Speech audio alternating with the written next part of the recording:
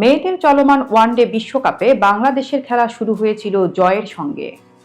যদিও দ্বিতীয় ম্যাচে জয় মিস করতে হয়েছে অল্পের জন্য, তবে দল এখনো মাঠে নতুন চমক দেখাতে প্রস্তুত। আজ শুক্রবার তাদের তৃতীয় ম্যাচ, যেখানে বাংলাদেশের প্রতিপক্ষ শক্তিশালী নিউজিল্যান্ড। বিশ্বকাপে আলো ছড়িয়ে আসা বাংলাদেশের টাইগ্রেস পেসার মারুফা আক্তার বলেছেন, নিজের অবস্থান নিয়ে সন্তুষ্ট না থেকে বড় কিছু করার লক্ষ্য রয়েছে তার।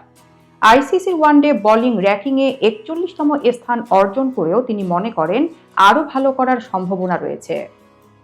মারুফা বলেন, নিজেকে এই জায়গায় রেখে থেমে থাকা চলবে না, বড় কিছু করার চিন্তা সবসময় থাকে।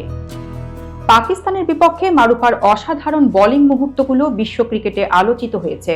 বড় মঞ্চে ভালো পারফর্ম করার কারণে তার পরিবারও গর্ববোধ করেন বলেও জানান তিনি।